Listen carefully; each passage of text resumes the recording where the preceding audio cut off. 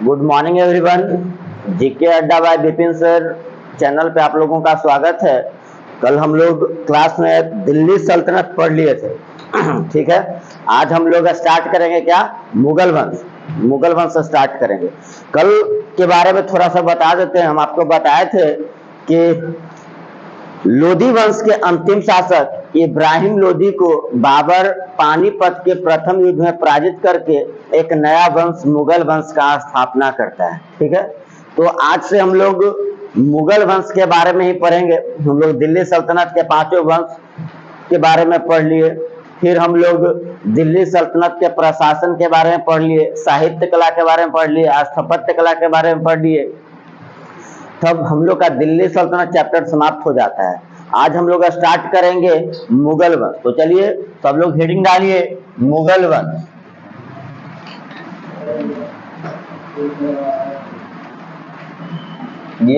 यह पेन होना चला है हाथ तेरा। पास कर।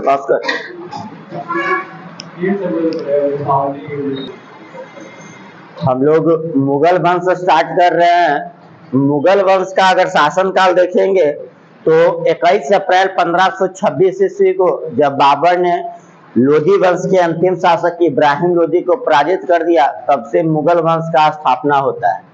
यानी कि मुगल वंश का स्थापना कब हुआ था? 1526 ईस्वी में।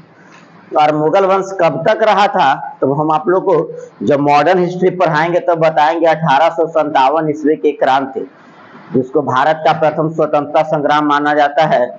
जब 1857 ईस्वी की क्रांति में बहादुर शाह जफर द्वितीय को अंग्रेज द्वारा जब पराजित किया जाता है, उसके बाद मुगल वंश का समाप्ति हो जाता है। यानी कि मुगल वंश का स्थापना 1526 में से लेकर और 1858 ईस्वी तक होता है।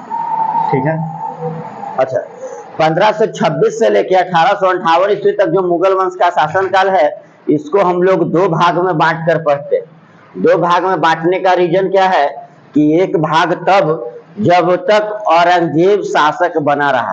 कहा जाता है कि जब तक मुगल वंश का शासक औरंगजेब था, तब तक मुगल वंश एक सुदृढ़ मतलब वंश था, एक सुदृढ़ शक्ति था।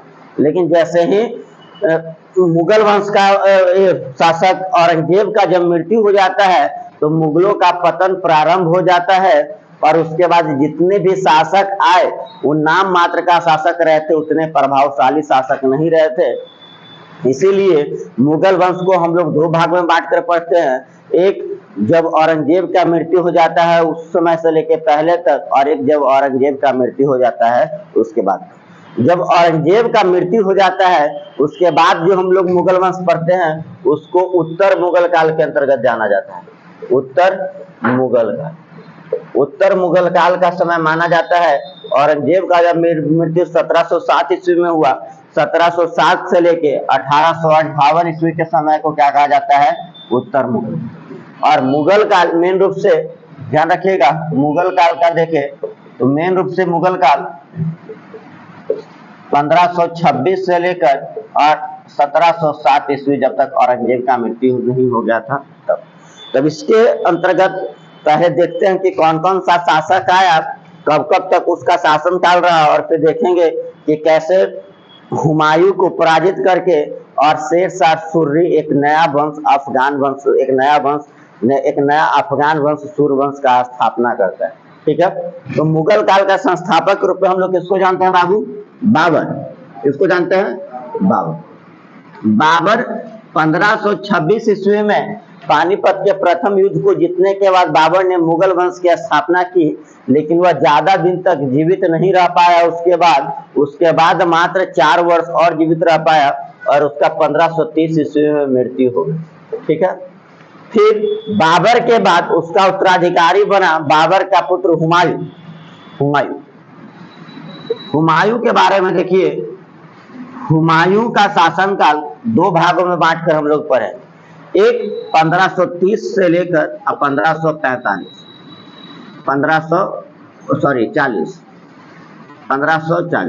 आपको बताएंगे कि कैसे 1540 ईस्वी में कन्नौज या बिलग्राम के युद्ध में शेरशाह सुर्री ने उसको पराजित करके और दिल्ली के गद्दी से उसको हटा दिया था। और कुछ समय के लिए दिल्ली में एक नया वंश, नया अफगान वंश सूर्यवंश का स्थापना किया था। और 1540 से लेकर 1500, यहाँ पे इसका अलग ब्रांच हम लिख देते हैं, सूर्यवंश, जिसके संस्थापक थे कौन? शेरशाह सूर्य। शेरशाह सूर्य सूर्यवंश का स्थापना करता है और सूर्यवंश 1540 से लेकर 1555 ईस्वी तक दिल्ली के गद्दी पर बैठता है।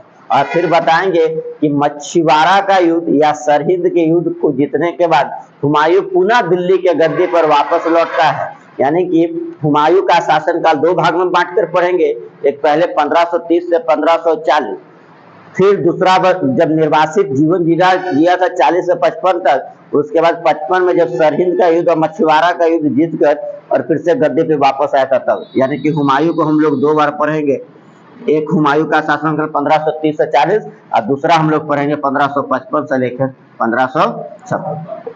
अच्छा, हुमायूं जब दूसरे बार भी गद्दी पर वापस लौटा 1555 ईस्वी में, तो भी वह ज्यादा दिन तक मतलब गद्दी पे बैठ नहीं पाया और 1556 ईस्वी में ही उसका मृत्यु हो जाता है। उसके मृत्यु पर एक इतिहासकार हैं लेनपुल, उनका मृत्यु हुआ था सीढ़ी पर से गिरते हुए। तो एक इतिहासकार है लेनपुल, उस लेनपुल का कहना था कि जिस तरह से हुमायूं पूरा जिंदगी गिरता संभलता रहा, ठीक तरह से उसका मृत्यु भी गिरता संभलता हो। सीढ़ी पर से नहीं होता है, सीढ़ी पर से गिरता है तो एक मतलब लोग हरते पे लगता है बच गए, फिर से लोग हर जाते हैं, तो मतलब गिरता संभलता मतलब उसका मृत्यु भी हो गया।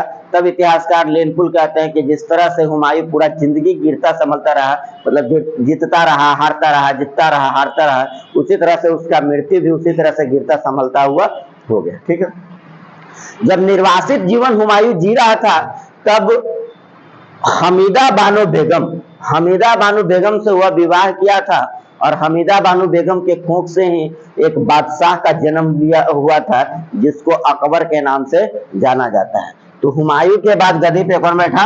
अकबर। कौन बैठा? अकबर का शासनकाल 1556 से लेके 1605।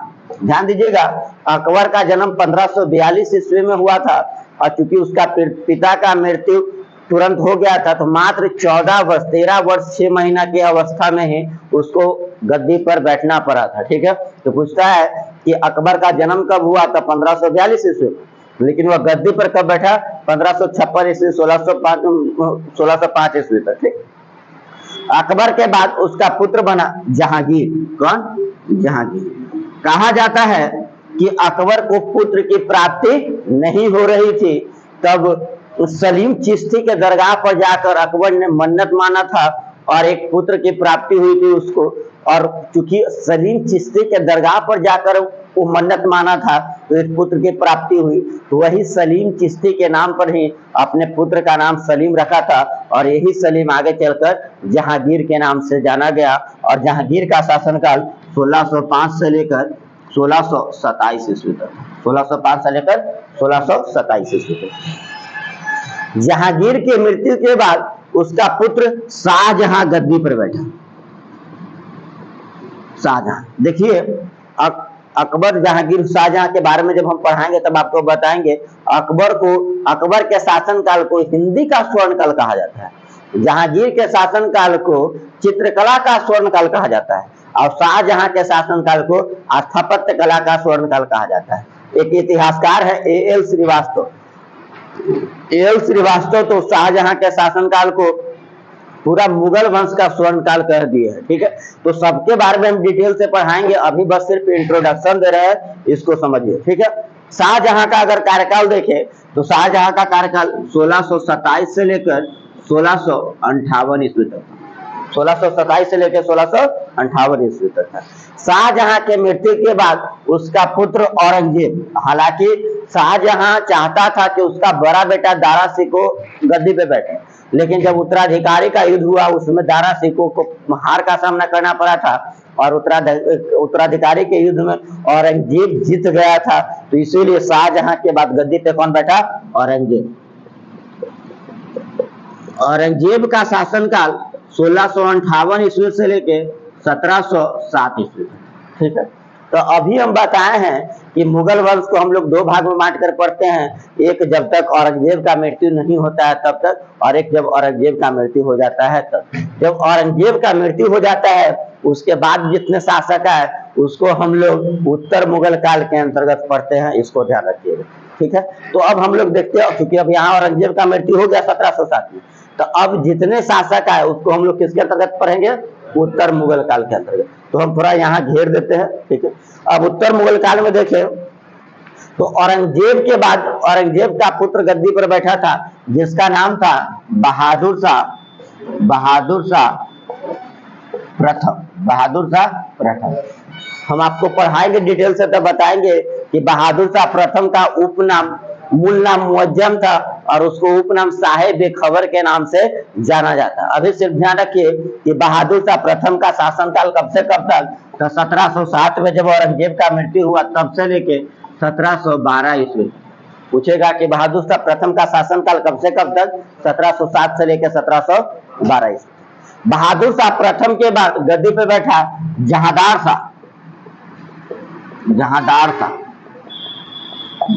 शाह का शासनकाल 1712 से लेकर 1713 तक। जहांदार शाह को लंपट मूर्ख के नाम से भी जाना जाता था। लंपट मूर्ख इसको क्यों कहा जाता था, कहा जाता है कि इसके शासनकाल में एक वैश्या थी, एक वैश्या के कारण, मतलब ये अपना सारा सत्ता उस वैश्या को ही सौंप देती, ठीक है। तो ये वैश्या के कारण काफी चर्चा में भी रहा था और इसका शासन ज्यादा दिन तक नहीं चल पाया था। उस वैश्या का नाम लाल कुबड़ी था। लाल कुबड़ी नामक वैश्या के ये चक्कर में था, उसके कारण इसका शासन ज्यादा दिन तक चल नहीं पाया। जहांदार शाह के बाद शासक बना फर्रुखसियर का शासनकाल 1713 से लेकर 1719 ईस्वी तक है। फर्रुखसियर को घृणित कायर के नाम से भी जाना जाता है, इसको ध्यान रखिएगा, ठीक है। फर्रुखसियर के बाद गद्दी पे बैठा मोहम्मद शाह। कौन? मोहम्मद शाह का शासनकाल 1719 से लेके 1748 ईस्वी तक था और मोहम्मद शाह को रंगीला बादशाह के नाम से जाना जाता है। और हम आपको बताएंगे कि यही रंगीला बादशाह के समय में नादिर शाह आकर भारत पे आक्रमण किया था, वो हम आगे चल के बताएंगे, ठीक है। और देखिए मोहम्मद शाह के बाद शासक बना अहमद शाह। 1748 से लेकर 54 तक। अहमद शाह के बाद शासक बना आलमगीर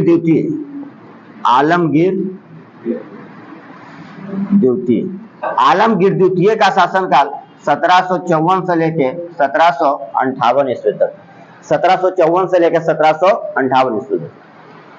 अब आलमगीर द्वितीय के बाद शासक बना शाह आलम द्वितीय का शासनकाल 1758 से लेकर 1806, ठीक। शाह आलम द्वितीय के बाद गद्दी पे बैठा अकबर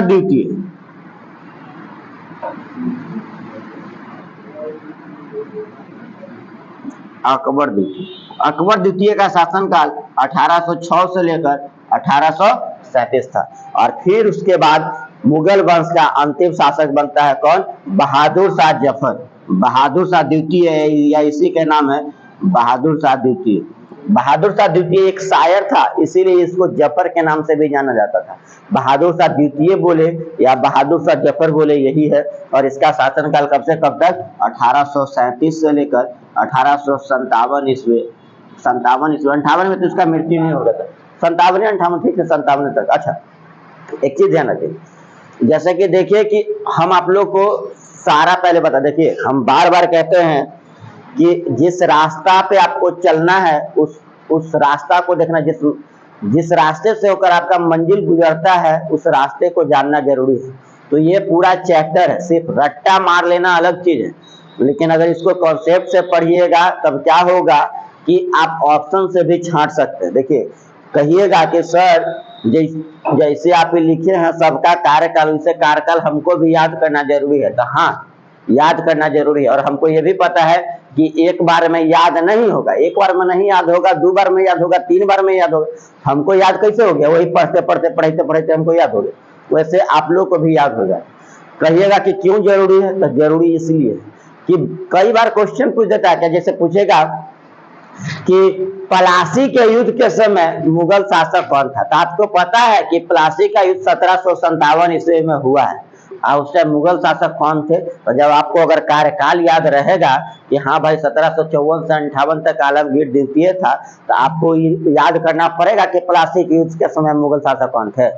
ठीक इस तरह से क्वेश्चन आपका पूछता है कि जब बक्सर का युद्ध हुआ था यानी कि 1764 ईस्वी में, तो मुगल शासक कौन थे, तो कौन थे, शाह आलम द्वितीय।